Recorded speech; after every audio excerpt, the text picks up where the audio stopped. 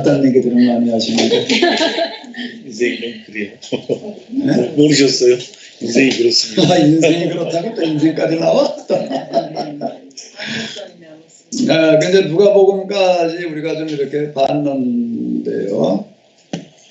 근데 누가의 본래 구상은 이제 우리가 누가의 구상을 잠깐 우리가 좀 이렇게 본다고 하게 되면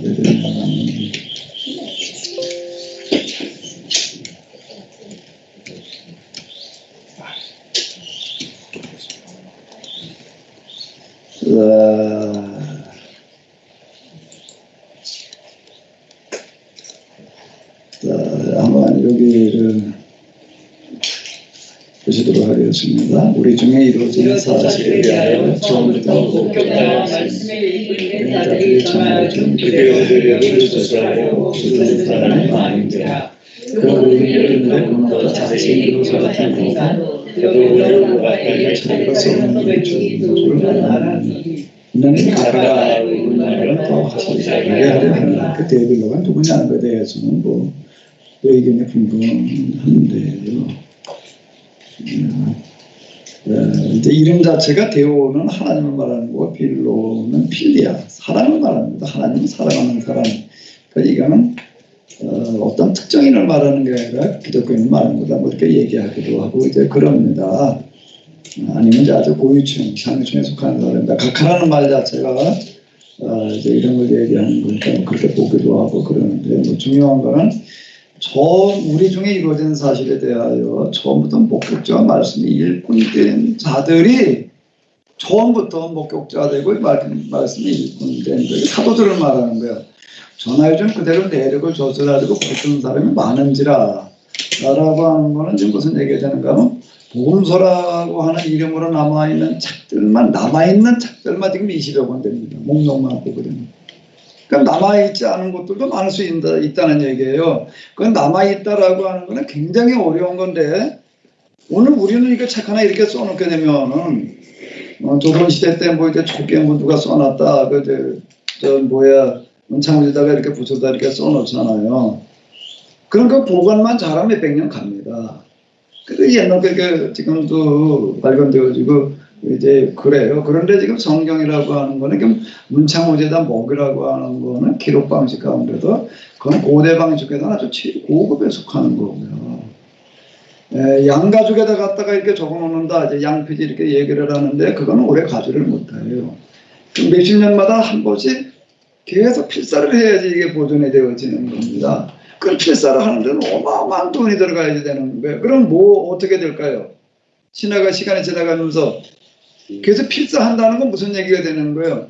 그만큼 관심이 있는 필요한 것들은 필사를 하게 되는 거죠. 그렇지 않으면 그걸 어떻게 하냐고요. 어마어마한 돈이 들어가는 거기 때문에 그걸 못하는 거예요. 그러니까 남아있다라고 하는 것 자체가 굉장히 어려운 얘기가 되는 거예요. 그냥 남아있는 것만 20여 권이다라고 하게 되면 무슨 얘기가 되는 거예요? 남아있지 않은 것들은 훨씬 더 많다는 그런 얘기가 되는 건데 붓을 뜨는 사람이 많은지라는 건 이걸 얘기를 하는 거고 그 모든 일의 근원부터 자세히 미뤄 살피는 나도 하나 또 쓸 필요가 있다라고 이렇게 이제 얘기를 하고 있는 왜 그런가 하게 되면은 여기 그대로 얘기해. 처음부터 목격자와 말씀이 일꾼된 사람들이 쓴 거예요. 근데 누가는 어떤 사람이고 처음부터가 말씀이 일꾼된 자도 안 해. 그 자기는 뭐야? 나라운 돌멩이야지. 이방인. 그것도 뭐 유대가 아니라 저 이방인 지역 교회. 유대인 지역 교회가 유대인 지역의 유대인 교회가 아닌 거예요. 그럼 본래 원형에 좀 가까울 수 있는 거예요. 근데 이건 완전히 그냥 이방인 지역에 세워진 이방인 교회예요. 거기에서 그는 이제 복음을 접하게 이렇게 되는데 그러면서 어땠는가 하면 많은 관심이 생겨서 여기 그대로 써요. 그 모든 일의 근원부터 자세히 미루어 살핀 나도 라고 그래놓고 있습니다. 아주 자세히 살펴보고 자료를 수집했다라고 하는 그런 것들 여기서 얘기를 하고 있는 거예요. 근데 자기가 이렇게 볼 때는 유대인들이 처음부터 목격자 되고 말씀 읽고 낸 사람들이 기록해 놓은 그것만 가지고서는 뭔가 좀 부족한 부분이 있다라고 느껴졌다라고 하는 거. 그게 지금 우리가 읽고 있는 누가복음. 그러니까 누가복음에서 보는 거는 마태나 마가나 요한에서 느낄 수 없는 누가복음에서만 볼 수 있는 우리가 지금 보는 거라. 근데 그 대표적인 그 성전 휘장이 언제 찢어진다고요? 돌아가시기 전에 찢어지는 그런 얘기가 벌써 이걸 말하는 거고, 예수님의 사역에서 그는 가장 중요한 게 뭐라고 봤다는 거예요? 심야로 선언하는 사역이라고 이렇게 봤다는 거예요. 그거 자체가 뭔가 누가는 그걸 보고 충격을 받은 거예요. 그걸 보고 충격을 받은 거고, 근데 그게 어떻게 더 저렇게 가능한 거고 봤더니 그걸 가르치는 교사들이니까 이 사도들의 가르치는 거고 그건 너무 큰 충격을 받은 거고, 그 가르치면 그 언어를 따라 올라가다 보니까 예수님은 가르치시는 거니까. 누가복음에서는 예수님에 대해서 제자들 부르는 칭호 자체가 그건 누가복음에만 나오는 칭호로 쓰고 있다. 우리말로 번역된 것에는 안 보이는 거예요.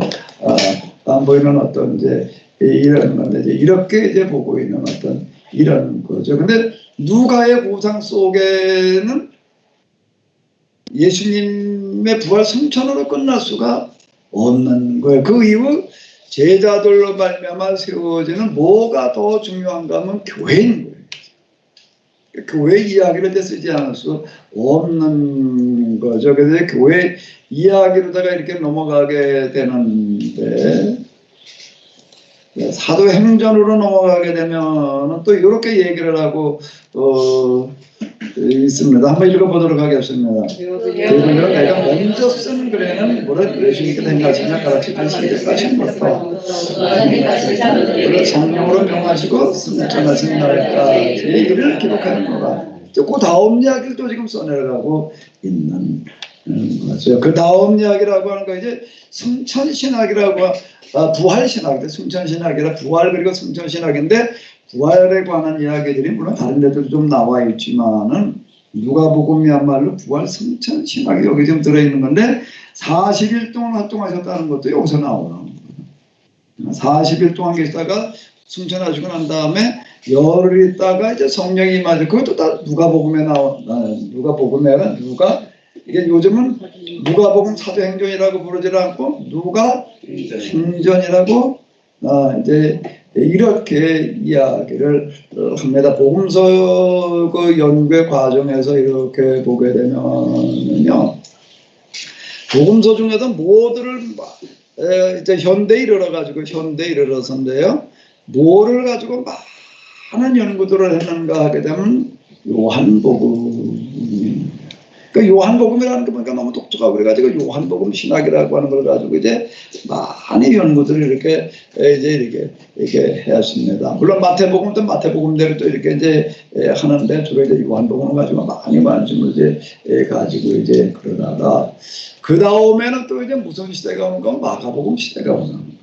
그러니까 마가복음 시대라는 건 뭐 때문에 오는가 하면 마가복음의 내용이 이것 때문이 아니라 갖다가 쭉 분석을 해보니까 그전에 어떻게 생각하면 마태복음 제일 먼저 썼고 마태복음 요약해 놓은 게 마가복음이고 이렇게 생각을 한 거였어요. 그런데 마가복음의 본문을 가지고 마태복음, 누가복음과 쭉 이제 본문을 갖다 비교 분석해 보니까는 마태복음을 요약해 놓은 게 마가복음이 아니라 마가복음이 제일 먼저 쓰여졌고 마가복음을 기초로 마태복음과 누가복음이 쓰여졌다라고 이렇게 이제 밝혀지는 거예요. 그러다 보니까 뭐가 중요한가 하면 마가복음이 중요해지는 거예요. 마가복음이 마태복음과 누가복음의 기초가 되어졌으니까 이게 이제 그다음 마가의 신학이라는 게 이제 떠요. 이제 그 다음에 이제 뜨는 게 뭔가 하면 이제 누가복음인 거예요.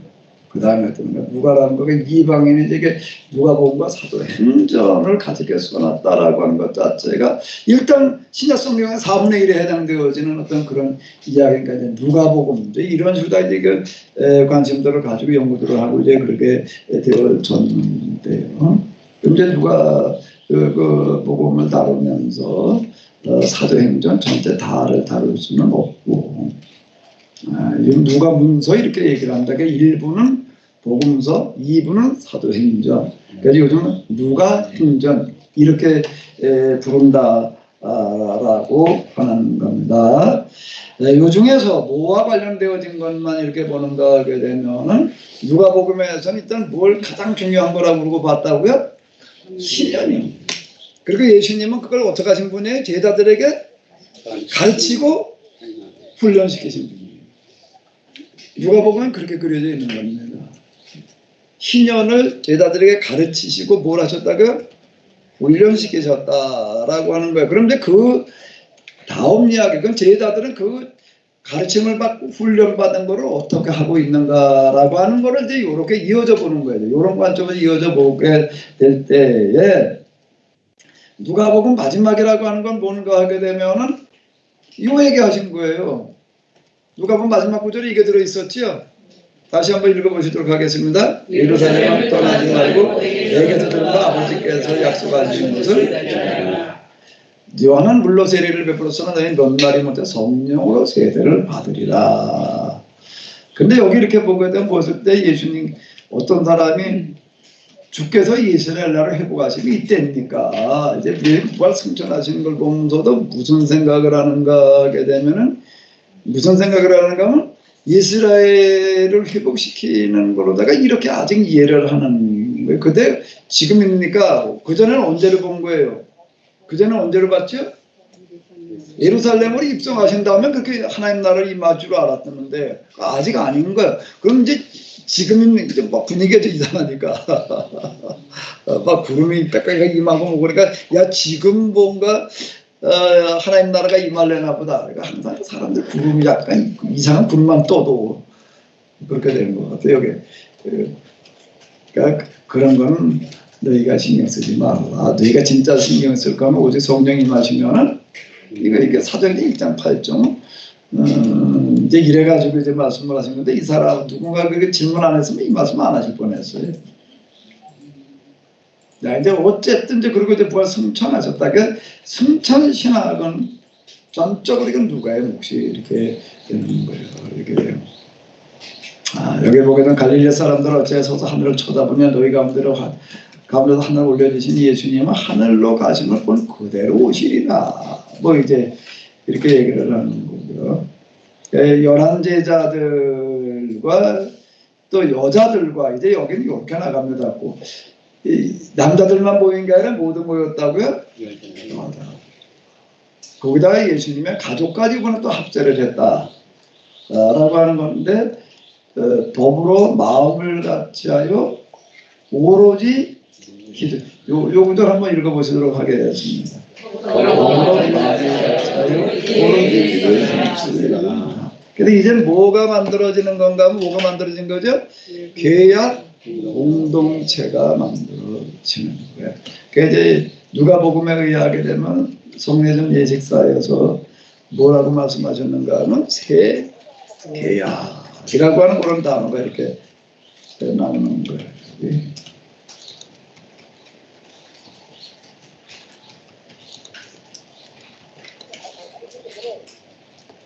자,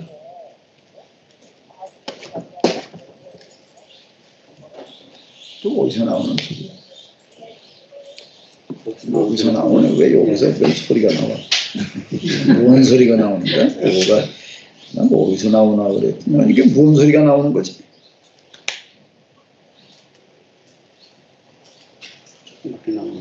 가만히 있자. 이게 뭔 소리가 나와? 모두 지금 뭔 소리가 나오는지 좀 보세요.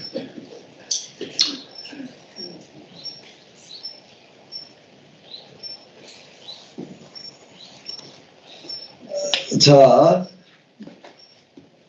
여기 보게 되면 이제 여기서 중요시하는 부분이 뭔가 하게 되면 더불어 마음을 같이하여 오로지 기도에 힘쓰니라라는 부분이 이제 후렴구처럼 계속 이 기도라고 하는 거에 대해서는 누가복음에서도 굉장히 많이 강조를 하고 있었어요. 예수님께서 세례받고 올라오실 때 마태나 마가가 여기다 하늘문이 열리고 성령이 임했다라고 얘기를 하는데 누가복음에는 뭐라고 나오는가 하면 기도하실 때 이렇게 나오고 있습니다. 기도하실 때 하늘문이 열렸다는 거지 그냥 성령 세례받고 올라오셨다고 해야지 하늘문이 열린 게 아니다라고 이제 이렇게 얘기를 하고 있어요.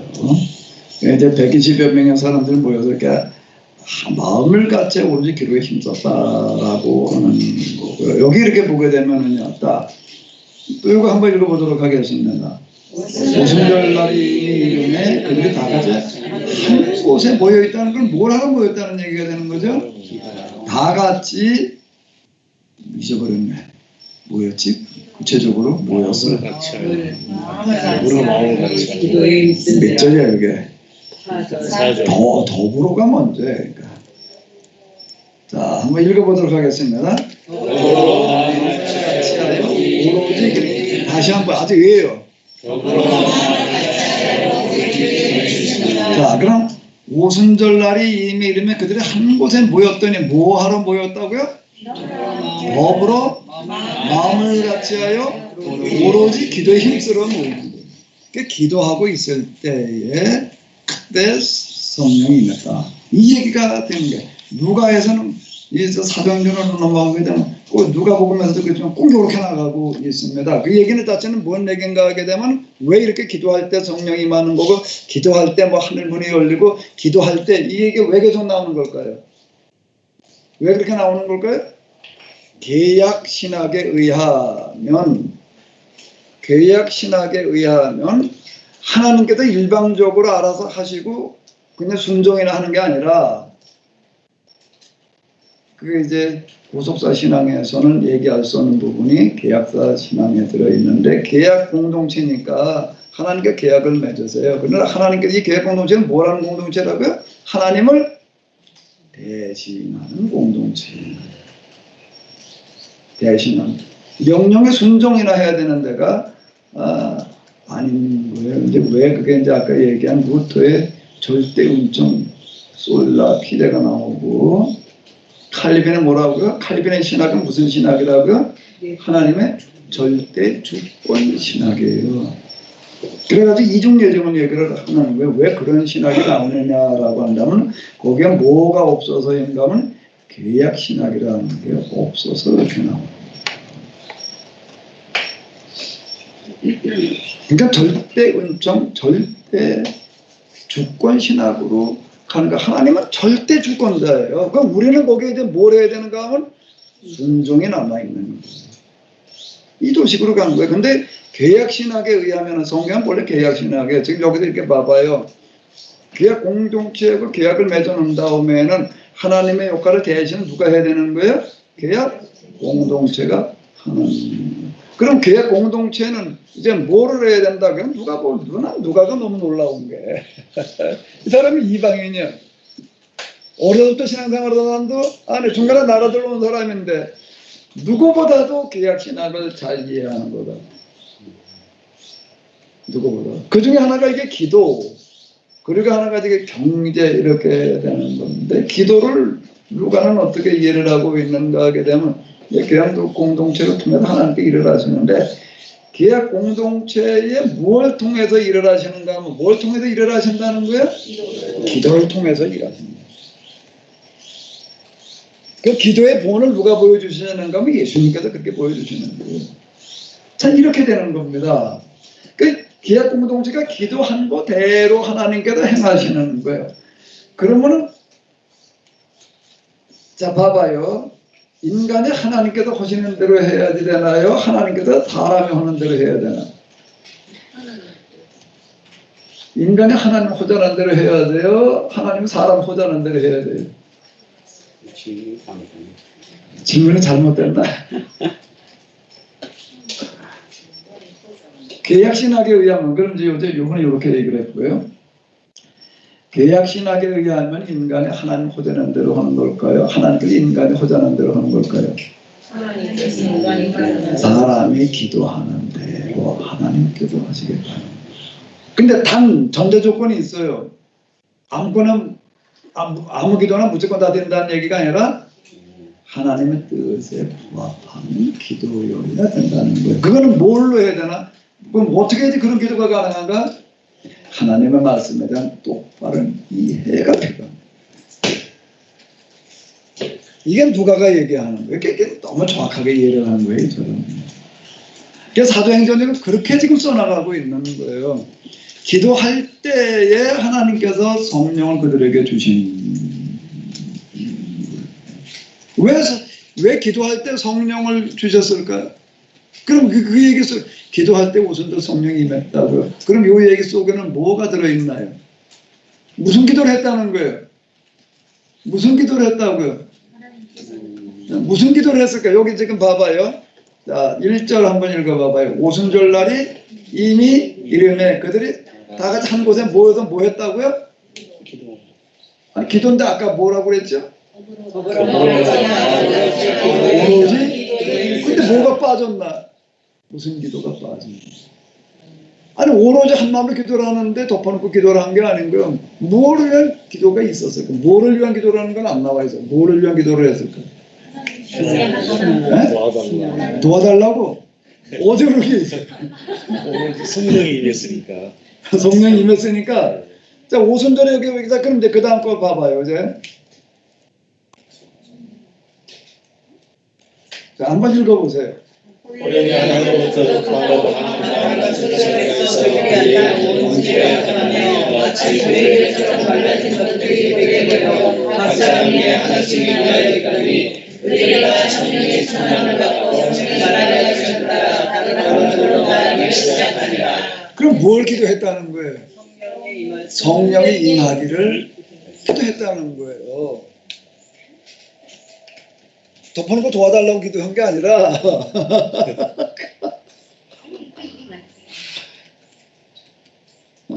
그러면 아니 왜 성령을 달라고 기도를 했을까? 예수님께서 그렇게 말씀하셨으니까. 그건 누가복음 마지막에 그 나오잖아요. 그리고 지금 사도행전 앞에 또 가보자고. 자, 지금 사도와 함께 모이다 그들에게 분부하여 이르시래요. 분부해서 뭘 분부하신 거예요? 이 사람 떠나지 말고 아버지께서 약속하신 것을 기다려라. 그게 뭐라는 거예요? 요한은 물로 세례를 받았으나 너희는 몇 날이 못돼 뭐로? 성령으로 세례를 받으리라. 이래놨으니까 그걸 가지고 기도를 하는 거예요. 덮어놓고 기도를 했다는 얘기가 아니니까 열어놓고 했지. 자, 그러니까 여기 이 얘기 자체가 어떻게 전개되어지는가 하면 계약 공동체가 기도하는 대로 하나님께서 이렇게 하셨다는 얘기가 되는 거고, 다른 말로 하게 되면 계약 공동체들이 뭘 기도해야 될지를 똑바로 알고 기도했다는 그런 얘기가 되는 거예요. 그 여기 이제 중간에 성령이 계시는데 성령은 무슨 역할을 하는 걸까요? 그들로 하여금 뭘 기도해야 될지를 똑바로 깨달아 알게 하신 게 요한복음의 주제예요. 이제 요한복음으로 넘어가는 거예요. 이제 성령 그가 오시면 너희를 진리를 알게 하신다는 거예요. 진리의 영이라는 게 깨달아 알게 하신다.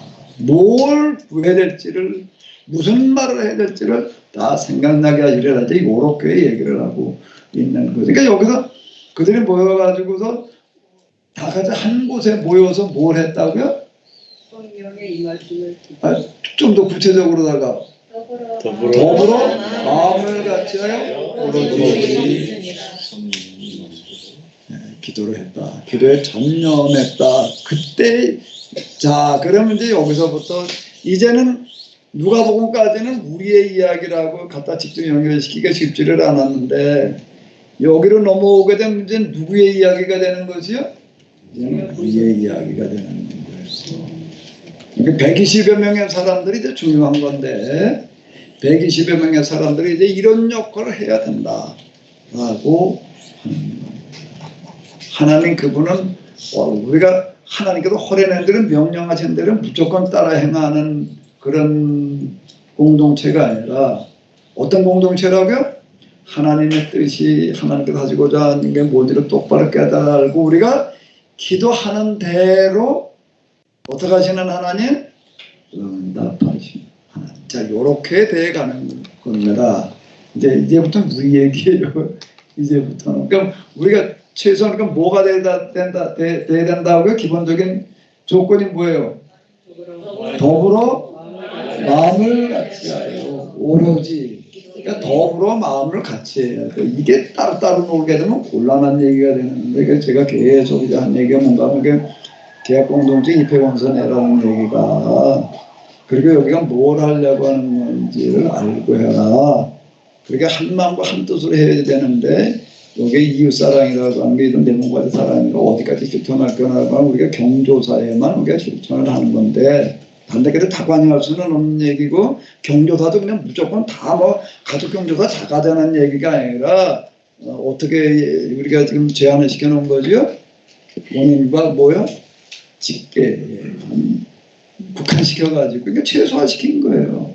최소화시켜가지고 여기는 다 참여해야 된다. 그리고 경조비 또는 이제 그 축의금 같은 것도 어떻게 하는 거죠? 얼마나 해야 될 거냐라고 얘기를 할 때에 최소화시켜가지고 얼마로 정해놓은 거예요? 4만원으로 정해놓은 거예요. 근데 이거는 어떻게 해야 된다? 누구나 다 참석해야 된다. 이렇게 정해놓는 거는 바로 이런 이유가 되는 거예요. 이 부분은요. 근데 난 그건 도저히 부담스러워 안 되겠다 그러면 이건 그만둬야 되는 문제가 되는 거예요. 어쩔 수 없는 그런 문제가 이렇게 되는 건데 그건 왜 그런가 하면 이게 금방 얘기했던 뭐라고 그랬죠? 더불어 마음을 같이가 해당돼야 되니까. 근데 이게 나눠지면 안 된다는 거예요. 이거는 그러니까 최소로 정해놓은 거예요. 최소로 정해가지고 이거는 우리가 이 경제다 참여하는 이런 거에서도 그렇고 우리가 100% 해야 되는 거지 여기는 99% 가지고서는 안 된다는 이야기는 이런 얘기가 되는 거예요. 누가복음에 의하게 되면은 편지설교라고 하는 그런 설교가 있는데 그게 되면 이쪽 때리면 여기 내줘라 뭐 이제 뭐 그런 얘기, 네 원수를 사랑하라는 얘기가 거기에 들어가 있는데 마태복음에 들어있는 거와 많이 단축해 놨습니다. 그건 뭔가 하면 계약 공동체 실천 계약 공동체 내에서 이거 실천해야 된다는 겁니다. 그게 어떻게 가능하냐라고 한다면은 그 실천할 사람은 모이니까 그건 가능한 거예요. 아, 나는 부담돼서 못해. 그러면 하지 말라는 거예요. 그러면 나는 그거는 한번 실천해 보겠다라고 하는 사람만 모이니까 그건 가능할 수 있다. 요 얘기가 되는 거예요.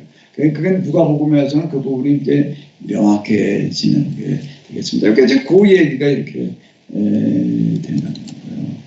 한 곳에 모여가지고 더불어 마음을 갖춰요. 오로지 기도에 힘쓰는데 무슨 기도를 했다고요? 예수님께서 말씀하신 대로 뭘 받기 위해서 기도하고 있으라는 거예요? 그러니까 그걸 위해서 기도했다는 거예요. 며칠 기도했다고요? 며칠 기도했다고 그렇게 열흘. 며칠이요? 열흘. 몇 날이 못 되어라고 얘기한 거가 구체적으로 며칠인가 하면 열흘이 되겠는데 근데 그날이 마침 오순절 하나님께서 기가 막히게 날짜를 잘 보세요. 달력을 정확하게 보셔가지고 어느 날 무슨 일이 일어나야지 가장 효과적일지를 너무나 잘 아셔서 오순절에 그들에게 성령이 임하시게 했더니 그들이 다 방언을 받아가지고 방언을 하는 게 왜 하필 방언의 은사였을까? 호련히 하늘로부터 급하고 강한 바람 소리가 있어 그들이 앉은 온 집에 가득하며 마치 불의 혀처럼 갈라지는 것들이 그래도 다른 언어예요. 우리가 지금 얘기하는 방언이 아니고 외국어를 말하기 시작을 했다라고 하는 거예요. 그러니까 성령이 임하는데 불에 뭐예요? 혀처럼 임했다는 거예요. 그래서 그러니까 뭐 다른 말로 하면 뭘 하나님께서 각 사람에게 주셨다고요? 자동 통역기를 달아주셨어. 어디다가? 혀에다가. 그래가지고 나는 그냥 이 사람들은 할 줄 아는 말이 아람어밖에는 몰라요. 여기 지금 모여있는 사람 중에는 헬라어를 말하는 사람도 별로 없어요. 조금 어떻게 할지 몰라도 능숙하게 할 수 있는 말은 갈릴리 사람들이니까 이 사람은 그 다음에 아람어밖에 할 줄을 모르는 거죠. 이 사람은 이 방언의 은사를 받은 사람들은 무슨 말을 했을까요? 무슨 말을 했을까요? 그냥 아람어를 말하는 거예요. 아람어를 말하는 건데 문제는 어디에 있는가 하면 듣는 사람이 이제 다양한 나라에서 온 사람들이에요. 다양한 나라에서 왔어요. 어디서 왔는가 하게 되면은 이렇게 얘기를 해요. 자, 한번 읽어보도록 하겠습니다.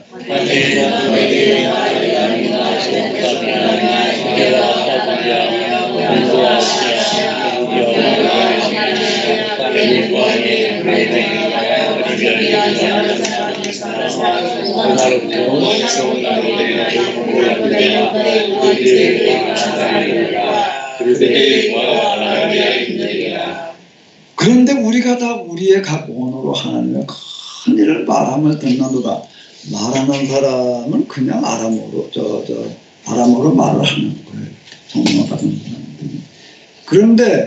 그런데 자동 통역기가 듣는 사람이 바대인일 때에는 바대인으로 통역을 해주는 거예요. 메대인을 만나면요, 한 사람이 한 언어만 말했다는 얘기가 아니에요. 누구든지 만나면 그냥 그 사람 말을 그냥 해대는 거예요. 이렇게 됐다는 거야. 가파도기와 본도, 아시아, 부르기아, 밤벨기아, 애국, 브레네, 리비아, 로마, 그레데인, 아라비아인, 만난 사람마다 누가 됐든 간에 상관이 없이 그 사람에 맞춰가지고 또 통용이 돼버리는 거예요. 그런 거 하나 있으면 아주 편할 거거든. 여기다 내가 맞춰놓을 필요가 없이 그 사람이 알아들을 수 있는 언어로다가 통용. 그래, 불의 효가 임했다. 이렇게 되는. 그러니까 일단 놀라기만 했나면 놀라가지고 자빠져 버렸어. 그렇게 만들어 놓은 방식이 하나님의 방식이다 라고 하는 거. 그래가지고 사람들이 다 놀라고 있으니까 이제 베드로가 이제 대표로 나서가지고 이제 설교를 하는데, 베드로의 설교를 듣고 그날 구원받은 사람이 몇이라고요? 3,000명이. 그래서 어떻게 되는가 하게 되면은 요 구절을 한번 읽어봐봐요. 주께서 보면 그래서 사람들이 이걸 읽어 내려가면 또 딴 거는 눈에 안 들어와. 뭐만 들어오는 거면 요 구절만 딱 눈에 들어오는 것 같더라고요. 뭐에 주께서 구원받는 사람을 날마다 더하게 하시니라. 그래서 요것만 기억을 하고 초대교회로 돌아가자. 초대교회가 이런 교회였다고 이런 교회 돌아가고, 초대교회 정말 걸어놓은데 내가 그 목사님하고 물어보게 되면 요거 얘기하는 거더라고요. 앞에 거 얘기하는 게 아닙니다. 근데 그들이 사도들의 가르침을 받아 서로 교제하고 떡을 떼며, 서로 교제하고라는 게 무슨 뜻이죠? 서로 교제하고라는 거가 성도의 교제 뭐 이런 얘기하는데, 여기서 얘기하는 교제라는 거는 뭘까요? 신분, 지위, 빈부격차라고 하는 게 다 무너졌다는 얘기가 되는 거예요. 남자, 여자라는, 여자는 여자의 말은 증거 능력도 없어요. 예수님의 무덤을 본 여자들이 가가지고 뭐라고, 그건 증거 능력이 없는 거예요. 그거는. 이런 식이 돼버리는 그런 시대에 그런 게 지금 없다. 왜 이걸 여기다 이렇게, 이건 이제, 이거는 하나님께서 하신 말씀이 아니라 누가가 쓴 말이에요. 누가가 쓴 내레이션이라고요. 내레이션. 자, 이걸 왜 이렇게 쓰고 있는가 하면 그들이 뭐야? 왜 이렇게 쓰고 있을까요? 누가가 간 교회의 모습을 그대로 그려놓고 있는 거예요. 사도들이 그렇게 가르치고 있는 거고, 그런데 교인들은 어떻게 하는 거야? 가르침을 받아가지고. 근데 뭘 가르쳤는가 하면 그 다음 걸 가르치는 거예요. 서로 교제하고. 그 상하, 무슨 신분, 뭐 빈부 없는 거예요. 다 똑같은 거예요. 그걸 교제라고 이렇게 얘기를 하고. 그 다음에 또 뭘 했다고요? 떡을 뗐다는 게 뭘 하는 거예요? 이거? 이런 떡? 그 사람들 떡 먹었나? 빵 먹었나? 뭔 떡을 뗐다는 얘기가 뭘 말하는 거예요? 요한이 얘기한 대로 먹을 게 있는 사람은 없는 사람이라. 또 두 벌 있는 사람은 어떻게 해라? 한 벌은 어떻게 해라? 없는 사람한테 그걸 떡을 뗐다는, 성만찬 했다는 얘기가 아니야. 이거는 이렇게 성만찬으로 자꾸 이해를 하려고 한다고. 그 다음에 오로지 기도하기를 힘쓰니라. 그 다음에 사람마다 두려워하는데, 이건 무슨 뜻일까요? 뭘 두려워했을까? 뭘 두려워해요 여기서? 사람마다 두려워하는 데라고 나와 있어요. 이게 뭔 말이지 이게?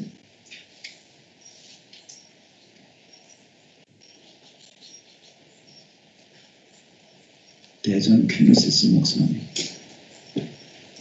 뭘 두려워했을까?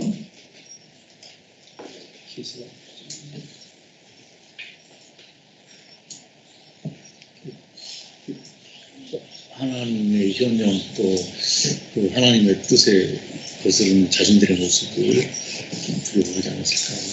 네, 금방 처음 얘기하신 게 뭐였지?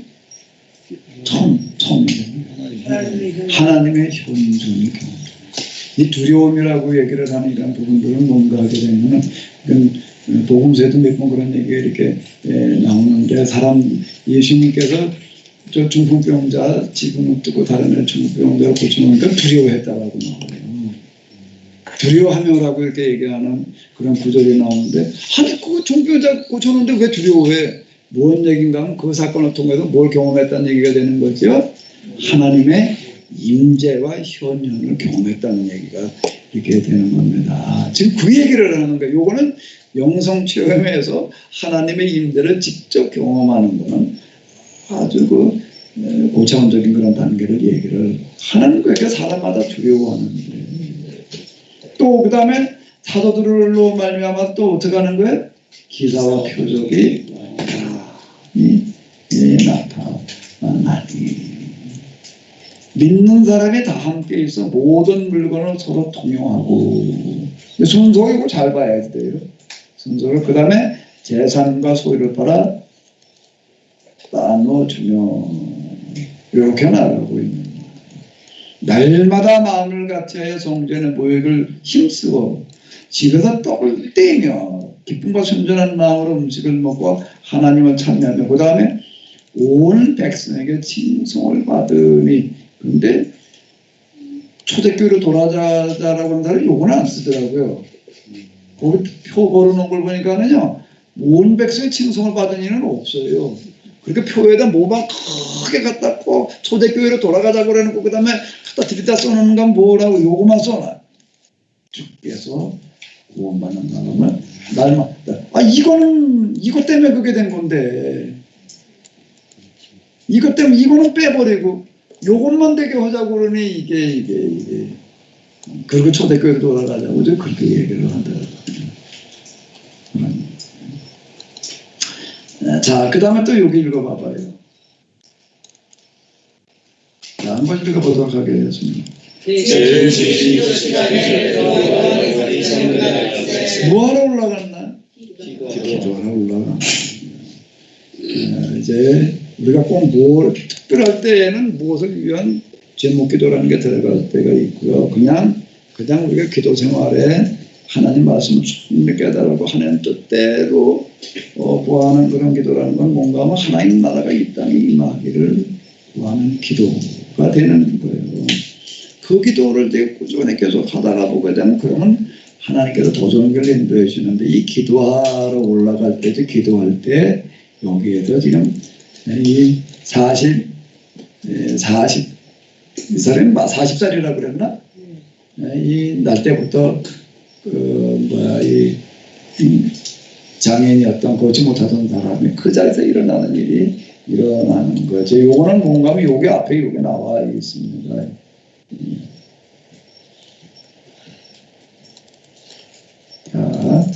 자, 한번 읽어보세요.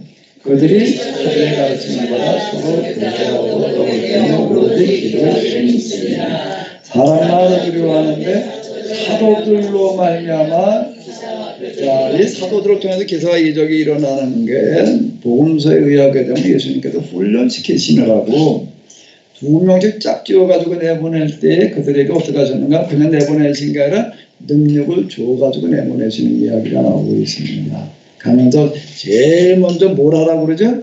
귀신을 쫓아내라고. 뭐 죽은 자를 살리며 뭐 기타 등등 얘기 쭉 이렇게 나오는데 그렇게 해가지고서 온갖 병자를 고치는 그런 일을 하게끔 하시는 이야기가 나오고 있고 그건 어디에 나오는 얘기예요? 복음서 얘기예요. 복음서 얘기인데 그런데 사도행전으로 넘어가니까 어떻게 해서 사도들이 기적을 표적을 일으키는가 하게 되면은요. 자, 이거 한번 읽어봐봐요. 그들이 사도의 가르침을 받아 서로 교제하고 떡을 떼며 오로지 기도하기를 힘쓸 때에 이런 일이 일어났다는 거예요. 예수님이 알아서 능력 줘가지고 나타나는 게 아닌 거예요, 이제는. 왜 여기는 뭐이기 때문에 그런 거죠? 계약. 요게 원리예요, 요 부분이요. 이제 우리가 그렇게 돼야지. 우리 계약 공동체 오늘 이제 15주 마치게 되는데요. 여기가 이제 중요한 부분이 되는 겁니다. 자, 사도행전 1장 14절에도 어떻게 기도를 했다고요? 더불어 마음을 같이 하여 오로지 기도에 힘주세요. 더불어 마음을 같이 한다는 게 사도의 가르침을 받아 서로 교제하고 떡을 떼며 이렇게 되는데, 이렇게 될 때 이제 그 다음에 성전 비문의 안전병이가 일어나는 그런 거고.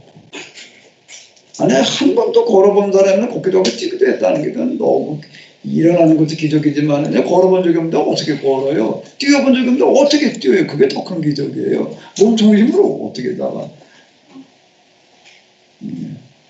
자, 이제 이런 얘기가 이렇게 되는 거고, 이걸로 말미암아서 이제 가서 뭐 닥달을 당하긴 당하는데, 여기 또 읽어봐봐요. 말씀을 듣는 사람 중에는 믿는 자가 많으면 남자의 수가 약 5천. 남자의 수가 5천이다라고 한다라고 하게 되면 그 당시 예루살렘 인구라고 하는 건 오순절때 3천하고 여기 지금 성전 분명 5천하고는 전혀 다른 쪽 얘기예요. 오순절때 3천은 아까 그게 어떤 사람들이었는가 하면 주로 미국에서 온 사람도 무슨 사람 메대인 이렇게 해가지고 외국에서 온 사람들 주로 얘기고, 여기 5천은요 주로 예루살렘은 주민이야.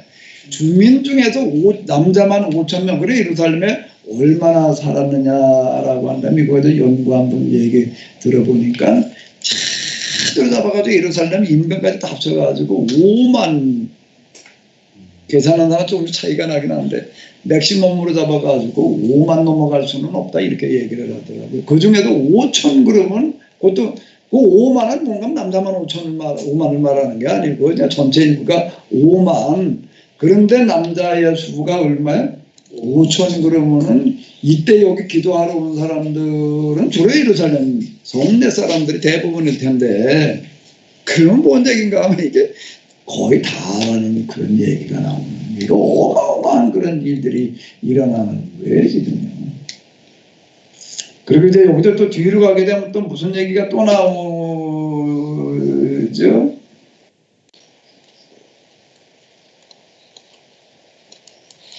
자, 한번 읽어보세요.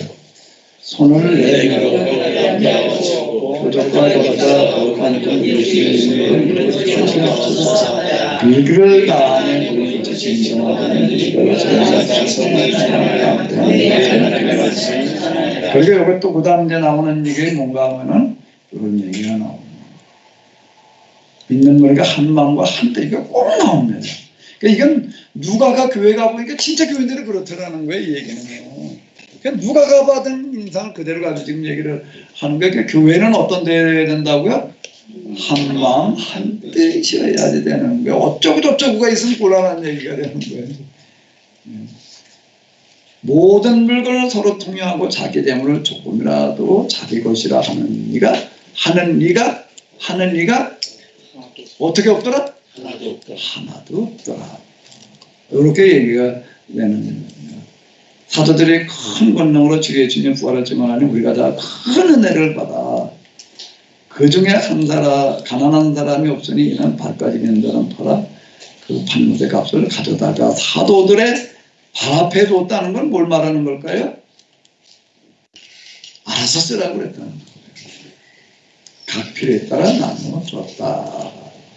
뭐 이제 그 중에 한 사람이 바나바였다, 이제 이런 얘기가 이렇게 되는 건데, 이제 이 4장까지가 누가복음 4장까지가 이런 걸 얘기를 해주고 있습니다. 여기까지는 그러니까 이어가지고 좀 봐야 될 것 같아요. 그러니까 제자들이 예수님한테 뭘 배운 건지, 처음 교회생 때 뭘 한 건지를 이렇게 이해하는 것 같아요. 필요하지 않을까 싶은데.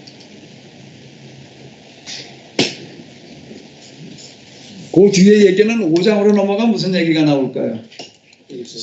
아나니아 삽비라 얘기.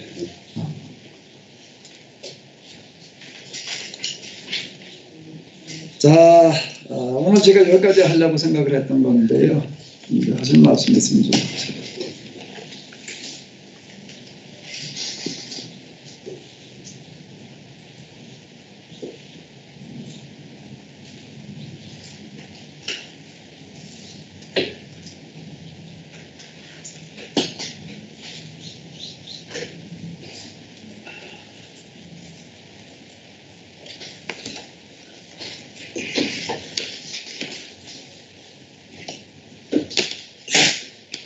지금 이제 여기 말씀 보면 이제 계약 공동체의 그 모습으로 쭉 나오잖아요. 나오는데 이게 변질이 돼서 결국은 이 계약 공동체의 그 정신, 그 의미가 이게 이제 다 흐트러지게 되는 원인, 그게 어떻게 됐는지. 네, 그건 제가 마가복음에 썼는데,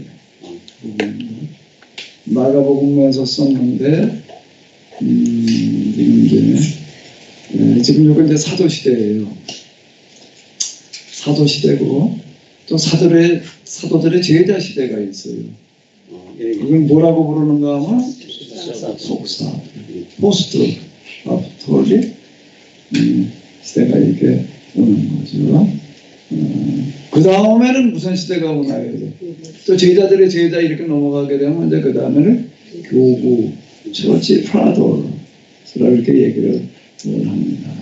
그 시대가 이렇게 와요. 그리고 그 시대에는 속사도 시대, 사도 시대 말기부터 이제 박해 시대가 시작되어지는 거예요. 그러니까 교회가 사도행전에서 지금 우리가 사도행전만 읽어보면 사도 바울이냐, 저기 전도하러 다니는 그런 얘기가 나오니까는 계속 그렇게 전도했나 보다라고 이렇게 얘기를 하는데, 사도 바울이 로마 도착하는 얘기로다가 이제 사도행전이 끝나잖아요. 그때 이제 바울을 이제 재판에서 방면하는 사람이 이제 네로라고요. 그때 황제가 네로예요.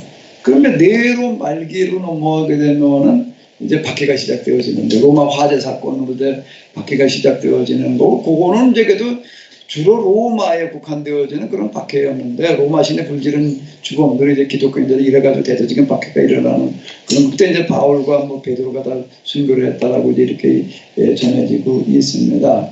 그런데 로마 신의 화재 사건 때문에 일어난 그런 그 국지적인 박해였다라고 한다면은, 이제 90년이 되어져 가면서는 무슨 일이 일어나는가 하면 로마 제국에서 이제 이 로마 제국이라는 게 좀 오래 가려고 한다라고 하게 되면은 이 통일성이 이제 중요하다. 하도 많은 나라 여러 민족들이 있다 보니까 그걸 이제 어떻게 할 거냐라고 할 때 황제 신상을 갖다가 조치에 세워놓고 황제 신상을 섬기는 걸 통해 가지고 로마의 통일성이 이루자 이런 이제 계획이 이제 진행이 되어져서 그것 때문에 이제 박해가 일어나게 된다. 그 이제 박해 시대로 넘어가 버려요.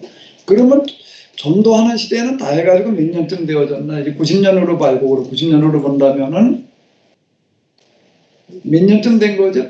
저 전도하는 하는 시대는 얼마쯤 되는 거예요? 한 50여 년, 60년, 한 50여 년 돼요. 50여 년. 그러니까 사도 바울, 그러니까 사도들이 요한이 그때까지 살아 있었다라고 이렇게 얘기를 하니까 그게 다 아는 거예요. 그리고 난 다음에 전도 이제 스톱 시대가 오는 거고, 그 다음에 누가 중요해지는가 하게 되면은 교부들이 중요해져요.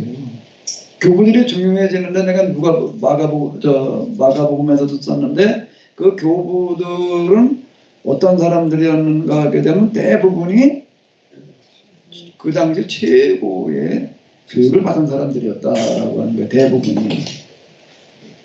그리고 그 사람들은 거의 다가 기독교적인 배경을 가진 사람들이 아닌 게 집안이. 단지 공부를 하고 사회생활을 하다가 기독교인을 만나가지고 기독교인이 되어서 교회를 갔더니 이 사람은 최고 학력자, 최고 상류 출신의 그런 교육을 받은 사람이니까 자연스럽게 지도자가 되는 거예요. 이 사람들은 다 무슨 교육을 받은 사람들인가 하면 헬라 철학의 교육을 받은 거예요. 그럼 머릿속에 뭘로 꽉 차 있어요? 헬라 철학으로. 그럼 이제 예수님을 믿는 사람 중에서 감동을 받고 이제 그리스도를 경험하는 우리가 이렇게 회심을 경험을 했어요. 회심을 경험하면 뭐가 제일 크게 느껴지나요? 사죄의 경험, 십자가 사건이 저도 나라온 돌멩인데 예수님이 뭐 어쩌고 저쩌고 뭐 이게 나를 돌아가졌다는 얘기가 도대체가 말도 안 되는 얘기를 들이다가 어느 순간 내 안에서 무슨 일이 좀 일어나고 나가지고서는 이게 믿어지기 시작을 하다 보니까 제일 크게 와닿는 건 뭔가 하면 십자가인 거예요. 십자가 사건. 회심 경험하신 분들 다 비슷하지 않나요? 네? 이춘원 목사님도 모태신앙이신가? 자례신앙이지요? 모태신앙은 아니고. 그러면 뭐가 제일 충격이 컸어요, 목사님이? 맨 폭탄이나 터뜨리다가 집어치고 신학교 가신 데에는 뭐가 제일 큰 역할을 했어요? 회심의 그 사건일 거 아니에요. 그게 뭐가 있었죠? 없었어요? 있었습니다. 그럼 뭐가 제일 크게 받아요? 마이크 좀 잡아봐요. 뭐가 제일 크게 받아요? 회심의 사건을 목사님 경험했을 때.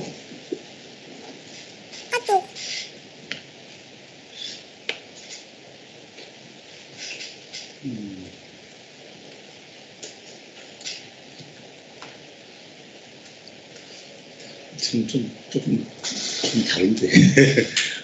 그게 달라도 괜찮아요, 목사님한테. 다른마다 다 똑같은 게 아니에요. 네, 저도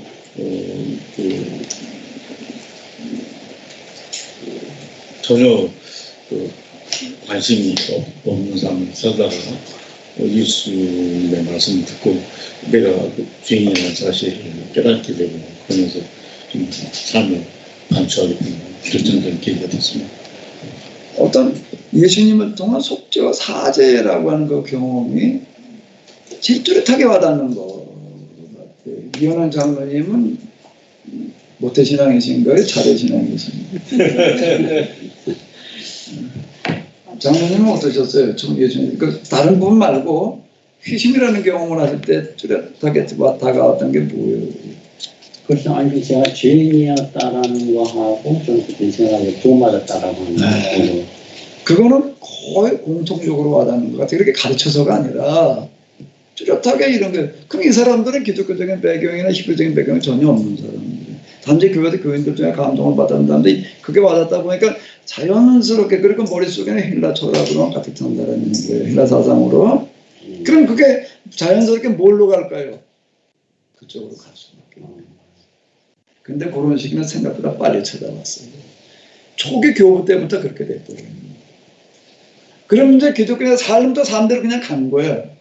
근데 삶으로 갔는데 그건 기독교인의 삶이었지 그게 신학으로까지는 못 간 거예요. 그게 서서히 이렇게 진행되다 보니까는요. 그냥 기독교에 그렇게 사는 거예요. 그리고 사는 거는 그게 계속 산다니까는요. 그건 기독교인의 그런 삶이고 그걸 신학화 시켜야 된다 어쩌고 저쩌고 무슨 그런 거는 없는 거고 그 다음에 신학은 뭘로 가는가 하게 되면 이제 기독론이 일단 중심이 돼가지고 그 다음에 삼위일체론 이렇게 가는 거예요. 그러니까 그 속죄론 부분이 되게 크게 이제 비중을 차지하게 되다 보니까 이게 사라져요.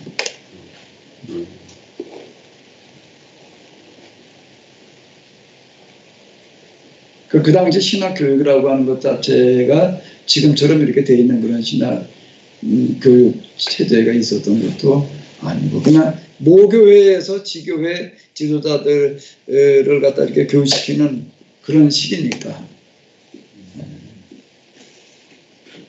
그러니까 또 아직 교회의 정경화라고 하는 게 진행되어 있지도 않았고 그냥 알아서 그냥 이렇게 성경들 갖다 그냥 지금 우리가 가지고 있는 것들이 대부분 거기 들어가기는 하는데 그냥 이렇게 하는 그런 시대였고 밖의 시대다 보니까 뭐 전체적인 무슨 총괄 구조가 물론 있는 것도 아니고 그러다 보니까 이제 그게 언제까지 진행되어지는가 하면 313년까지 그러니까 그 와중에 이제 서서히 이제 이게 진행되는 걸로 봐야 될 것 같아요. 그건 제가 마가복음에서 계속 이제 그 교부들이 글을 갖다가 이렇게 놓으려고 그리고 내가 마가복음 때문에 뭘 만들어놨는가 하게 되면 레그리도 무지했나 그렇게도 만났었나. 2000년을 잘못 갔네. 그 다음 뭐였지? 이제 와서. 이 구절을 만들어놓은 2000년은 잘못 갔네. 뭐 좀 더 얘기를 한다면 1900년 잘못 간 건데 1900년이나 2000년이나 또 지금 2020년이니까 표정이 재밌는데 무슨 표정이야? 잘 듣고 있어.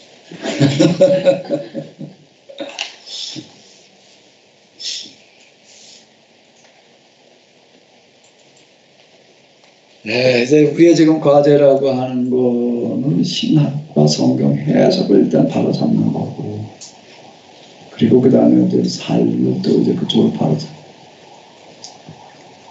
목사님 여기 사도행전 1장 첫 부분 좀 이렇게 좀 띄워서 보시면 띄워드려야지. 예, 어디? 이게 2절 네. 그가 택하신 사도들에게 성령으로 명하시고 그 부분이 성령으로 명하셨다라는 부분을 그 말씀을 왜 여기다 이렇게 기록을 했지요? 그냥 예수님께서 가르치셨다 계속 그렇게 말씀하셨는데 성령으로 명하시고는 무슨 뜻인가요? 그거는? 그것도 이제 누가복음서의 특징 중에 하나가 성령이에요. 좋은 것 성령을 주시지 않겠느냐 이런다고요. 성령을 주신다는데 이렇게 성령 이렇게 얘기를 하는데, 근데 이렇게 보면 될 것 같아요. 누가는 교회를 통해서 이제 신앙 경험, 하나님을 만나는 사람이거든요. 그 이제 처음 나간 사람한테는 모든 게 새로워. 나도 지금 교회 나가 보니까 이게 다 나하고 완전 딴 세상을 사는 사람들이더라고. 말하는 것도 그렇고, 은혜를 받았다는데, 은혜를 받으라는데, 도대체가 뭘 하는 건지 모르겠더라고. 은혜 받는 게 뭐 하는 거야?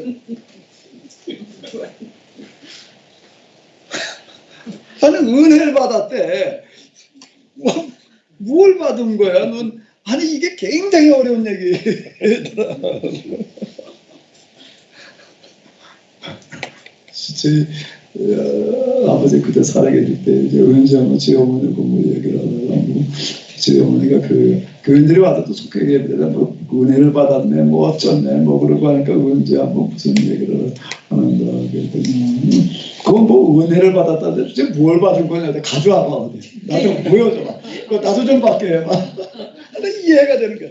아니, 은혜를 받았다는 게, 하나하나가 다 생소한 거고 새로운 건데, 누가가 교회 가던 때 제일 크게 와닿는 건 가르침이에요. 금방 얘기했던 그 사람 최고 지성인이었기 때문에 그게 눈에 띄는 거예요. 어쨌든 그런 가르침은 없는 거예요. 근데 그 가르침이 가만히 이렇게 들어보니까 이건 사람의 가르침이라고 얘기하기에는 사람의 가르침이라고만 가지고서는 설명이 안 되는 부분이 있는 거예요. 그래서 가르침을 따라서 뭘 하는가 하게 되면 재산을 다 가지고 오는 거예요. 네? 아니 그게 어떻게 가능한 얘기냐고. 사람의 가르침에 따라서 어떻게 그게 돼요. 그게 그 가르침에 따라 가지고 또 뭐 병자가 낫고 뭐 귀신이 쫓아나고 이런 일들이 일어나는 거예요. 그런데 그걸 이렇게 볼 때 누가의 눈에는 그 가르침은 뭘로 보였을까요? 그게는요. 사람의 가르침으로 보였을까? 하나님의 가르침으로 보였을까요? 그렇게 보면 되지 않을까? 그 누가의 특징이에요. 성령으로 명하시고라고 하는 그런 표현이 여기만 해도 어디 또 나와요. 성령을, 야, 이건 정말 성령께서 하시는 일이다라고 이렇게 보이는 거죠. 누가의 눈에 그렇게 보이는 거예요. 그게.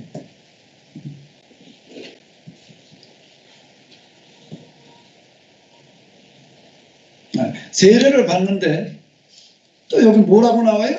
성령으로 세례를 받으리라. 이렇게 이제 성령으로 명하시고 성령으로 세례를 받고 성령으로 성령 이렇게.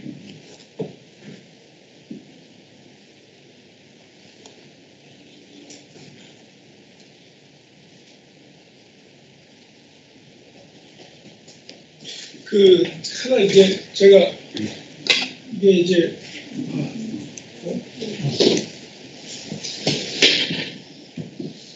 드디어 입을 여셨어. 요즘 이렇게 좀 생각이 드는 게 그 신현 공동체라고 하는 데는 그 어떤 한 기업들을 그 공동체 일원들에게 주시고 자기들이 최선을 다해서 살게 하시고 그 법도 계약의 법도 안에서 그 역량을 발휘하게 하시고 또 그렇게 되지 못하는 사람들에 대해서 어떤 한식 시간을 통해서 회복하는 기간을 주시긴 하지만 또 그 연약한 사람들은 또 그 밑에서 예를 들어서 종의 삶을 살기도 하고 또 그 부분에 이렇게 또 있는 사람들이 또 그들을 케어한다는 어떤 의미가 좀 있다는 것이긴 하지만은 그 율법의 어떤 정신을 보면 어떤 그 뭐 안식년이라든지 희년이라든지 이런 시간들을 가지면서 다시 이제 회복하게 하고 이런 과정들을 보면 굉장히 한 개인에게 기업에 맡겨진 그 자유 이런 것들을 굉장히 강조하고 그 속에서 사람들이 다시 이제 건강하게 회복하고 살아갈 수 있도록 세워주시는 이런 과정들이 신현의 정신에는 굉장히 중요하다고 저는 한편으로 생각하는데 저는 예전에는 초대교회 이 공동체가 굉장히 은혜가 되고 그런데 자칫 이제 사람들이 여기서 이제 혼란이 되고 지금도 이게 사회주의라든지 혹은 공산주의 이런 것과의 이 문제 속에서 이게 나눴단 말이죠. 다 내놓고 정말 필요했다 나눠줬는데 이런 요소가 이게 이제 우리 목사님도 그래서 이것이 지속적으로 된 것이다라고 하는 이런 얘기는 또 이제 다른 문제이긴 한 것 같은데 지금 이 성령의 역사가 이제 이런 결과를 가져왔다는 걸 이제 사도행전에서 강조를 하고 있는데 두 번씩이나 요 관계, 경제 공동체를 이룬다는 거 이런 메시지 이런 것들이 자칫 이게 뭐냐면은 사람들이 지금 사회주의에 의해서 이런 한계점 이런 것과 연결되는 어떤 문제점을 나올 수도 있지 않을까 그런 오해들을 많이 하고 있는 것 같고요 전반적으로. 그래서 이런 걸 어떻게 신현의 정신을 실현했다라고 하는 것과 이런 자유로운 나의 실천과 그 공동체 안에서 또 그 부족한 부분 공동체 안에서 해결해 가는 이런 구체적인 과정들이 있어야 되는데 이걸 보면 자칫하면 우리가 이렇게 다 내놔야 되고 그래서 나눠야 되고 마치 분배에다가만 초점을 맞추는 것 같은 이런 생각에 우리가 이끌릴 수 있지 않나. 그래서 이걸 어떻게 이해해야 되는가 지금 약간 혼란스러울 때가 있어요. 일단 이게 실천윤리라고 하는 거가 전적으로 뭐를 하나 그게 연결되어 있는 거는 그냥 공동체 실천윤리라는 거를 국한시켜야 돼요. 지금 우선 사회주의 그게 아니잖아요. 그런 개념이 아니라 그냥 그리고 지금 우리 그 세속도시 그 운동을 뭐라고 그러지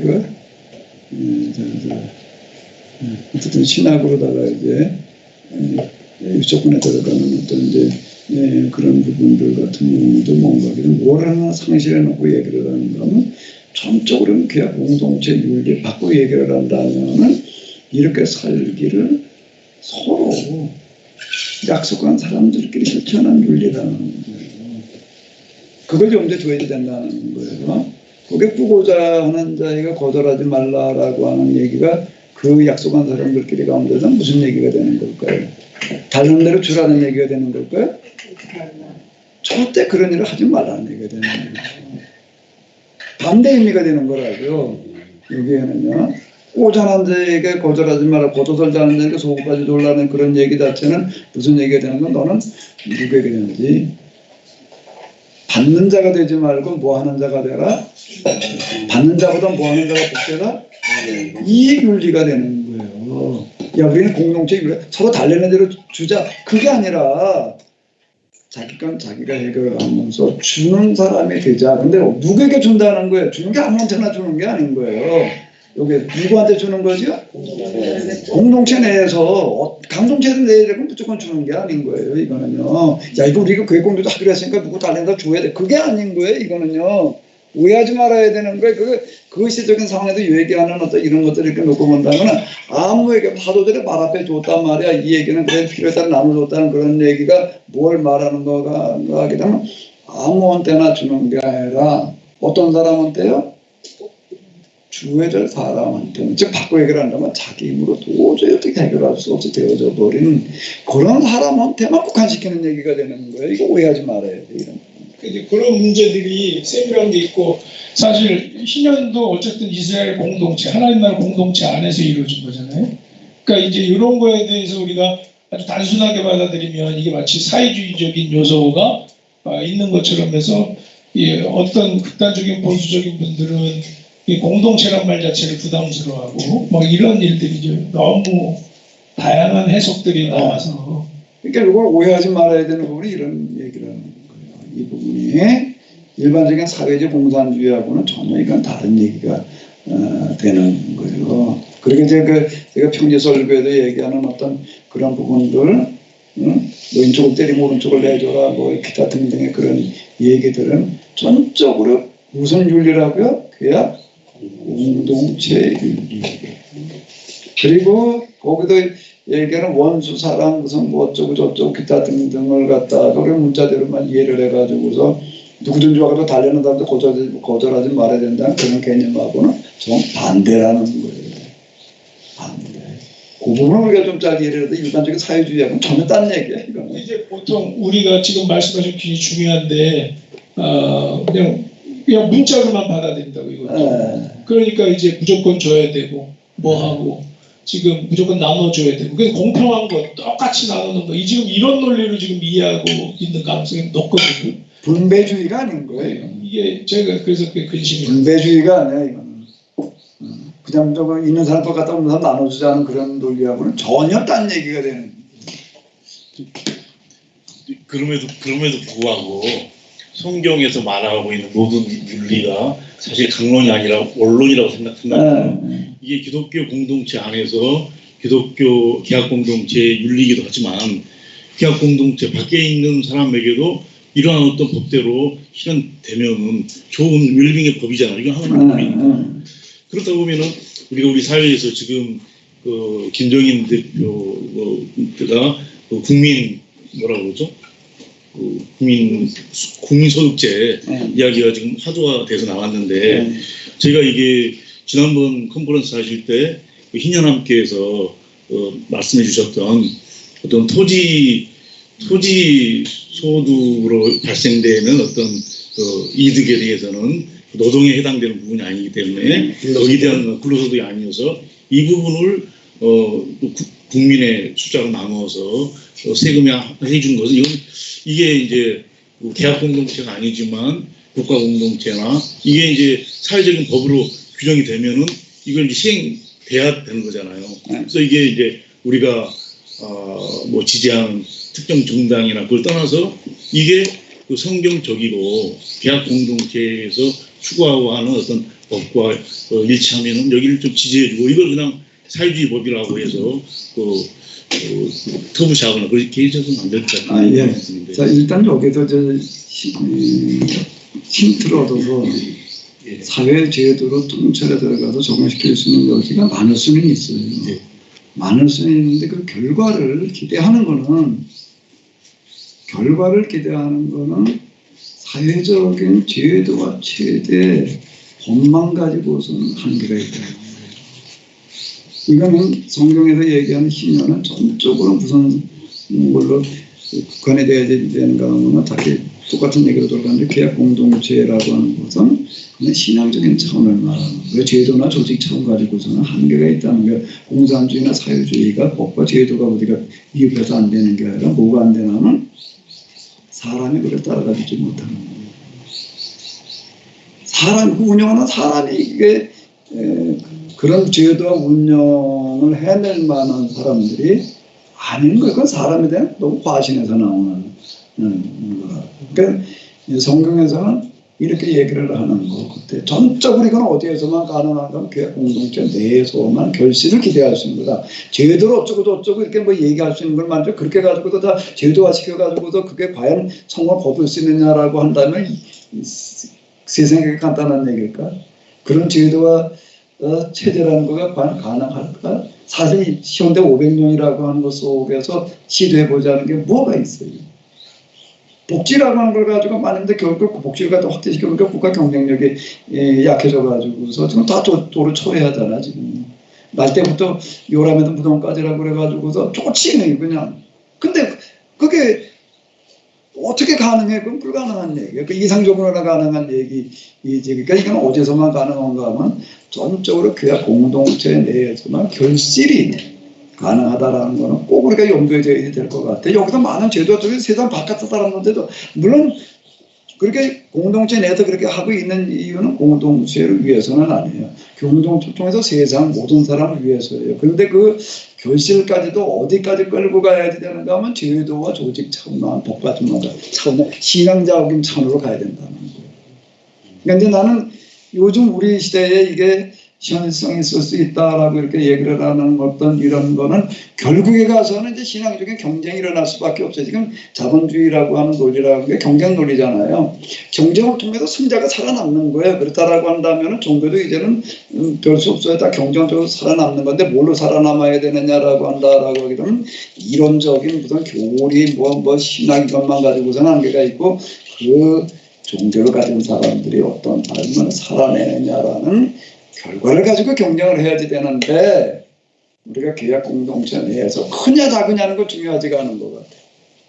크냐 작으냐는 건 중요하지가 않고 우리가 교회 공동체 원들이 이 법대로 살아가지고 가장 이상적인 삶을 살고 있는 모습을 만들어내는 그거가 최고의 경쟁력이 된다는 거예요. 그러니까 여기서는 엄선이 돼야지. 그냥 대충 다 모여가지고서는 어림도 없는 얘기 120명 그렇게 모인 사람이 아니에요. 여기 120명은 그렇게 모인 사람이 아니라 아예 이거를 위해서라면 다 생명 내놓은 사람들끼리만 모이니까 이게 되는 거예요. 거기서 3,000명, 5,000명으로 가는 거지. 예? 그게 그러니까 그 다음에 다 그렇게 가는 거예요. 다. 당연히 그래야 되는 거야. 그러니까 그 나중에 이제 교회사로 들어가서 보게 되면 제가 계속 그 말 반복해서 한 얘기가 뭐 그 당시 교회 나오는 사람은 두 가지를 포기했는데 먼저 뭘 포기했다고요? 두 번째는 진짜 그랬던 거예요. 그래 그쪽으로 조명을 안 해봤어 그런 거지. 자 이제 또 뭐 계속 의문 기타 등등이 좀 많으실 텐데요. 그건 또 이제 다음 과정으로 넘어가고 이제 조금 시간 지나서 한 20분 남았는데요. 한 20분 동안에는 그동안 그 30분 동안 각 조별로 이제 뭐 좋은 기도들 뭐 소개하고 같이 기도하고 뭐 그랬는데 오늘은 이제 7조까지 다 소개를 했고 그래서 이제 우리 마지막 시간이니까 우리가 이제 그 15주가 끝나고 난 다음에 다음 또 강좌는 3월에 시작이 되거든요. 그러면 아니 3월이 아니라 죄송합니다. 8월 말에 시작을 하는데 9월 첫째 주 가지고서는 가을 학기 15주 만들기가 굉장히 어려워요. 이제 8월 마지막 주에 이제 개강을 하게 되는데 그럼 한 2달 남았나? 2달 남았는데 그 2달 이걸 뭐라고 그래야 되나? 방학이라고 해야 되나? 공백이라고 해야 되나? 그 기간 동안 어떻게 하는 게 좋을지를 좀 같이 한번 논의를 해주셔야 될 것 같아요. 우리. 어떻게 하는 게 좋을까요? 우리 조장님들을 중심으로 해서 좀 의견 얘기해 주시면 뭐 조장님도 저기 대본도 이렇게 오셨는데 그리고 홍 목사님 전주서 여기까지 오셨는데 2달 공백 저 방학 기간 동안 어떻게 하는 게 좋을까? 일단 지난 학기 우리가 뭘 했죠? 마태복음을 요약하는 그런 기간들을 삼았는데 그것도 유익했던 것 같아요. 이제 문제는 뭐고 이제 그걸 요약을 하더라도 이제 조원들끼리 디스커스가 되면은 좀 좋은데 아마 그런 것들을 기대하기 어려울 것 같고요. 단지 요약하고 나누는 걸로 굉장히 좋았던 것 같아요. 이번에 뭘 요약하고 뭘 나누지? 그냥 결정을 한 거예요. 요약하고 나누기요. 아니 아직 그게 좋을 것 같다고 생각하시면은 그냥 거기까지만 얘기하지 마시고 뭘 해야 될지도 얘기를 해주셔야 될 것 같아요. 아니 뭐 아까 목사님 말씀을 하시길래 뭐 생각을 하면 딱히 뭐가 떠오르지가 않아요. 그래서 근데 지난 학기에 뭐 했다고요? 이미 나와 있는 책이 이제 있으니까 마가복음이라는 책이 있으니까 그걸 하도 괜찮겠다 그런 생각을 좀 해봤습니다. 다른 분들 생각은 어때요? 지난번에 그 너무 부담스럽다 그런 얘기하는 분도 있던데 그게 이제 8분으로 짜가지고서 그냥 500페이지 다 떼려니까 뭐 어떻다 뭐 그렇게 얘기하면 자유롭게 얘기 좀 해줘 보세요.